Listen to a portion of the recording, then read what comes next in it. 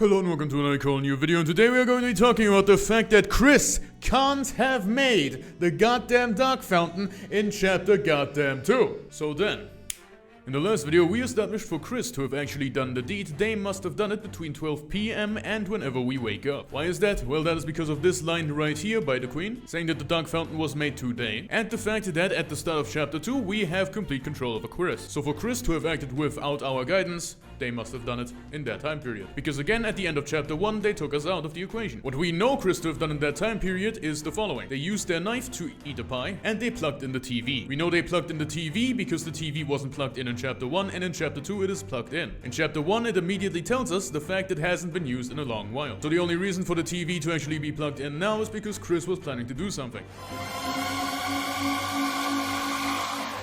Here's a rough estimate of the entirety of the town. For Kris to arrive in the library, Kris must have gone all the way from here right down to here. All of that while walking like a zombie, which is fair enough. That is in the dead of night. After they've arrived at the library, Kris has to do something very daring, and that is break into the library. And if you're about to make the counter-argument that the library wasn't closed, fuck you. That is conjecture. So, Kris must have broken in. There's no signs of break-in. So it was a really good break-in for someone who walks and talks like a zombie. Again, for this all to work, no one must have seen them on the way home either.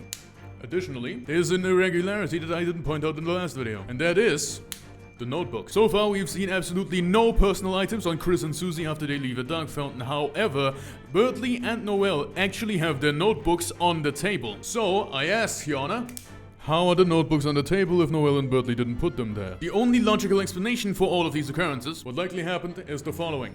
One of the knights was actually in that room the very moment Noelle and Berdly came in. They were trying to create a dark fountain, but were caught in the middle of it. Hurriedly, they escaped right here. It is stated that the closet is big enough for a person to fit inside. Some may say this is a line meant for Berdly. I say this is a night for Berdly and the knight. The knight was hiding in the closet while Berdly and Noelle were studying over here. Being completely trapped in this situation, the knight used their determination to stab through the earth and created the dark fountain of the computer lab. Because of circumstantial evidence, we can actually say that every time a dark fountain is made, people fall asleep. Exhibit A, the chapter 3 dark fountain. Kris makes the dark fountain while everyone is asleep, but Kris themselves also appears to fall asleep as soon as they put the soul back in their body. I know this is circumstantial, but bear with me.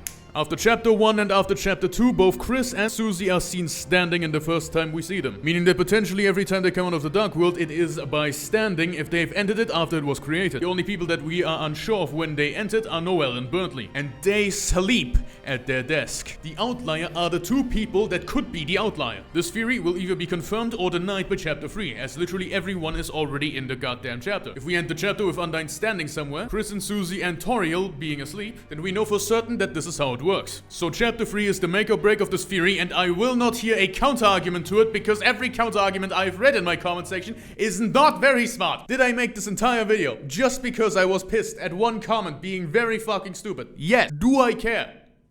No. I had fun pretending to be Sherlock Holmes, so... My fit is absolutely dapper. Cue the clown!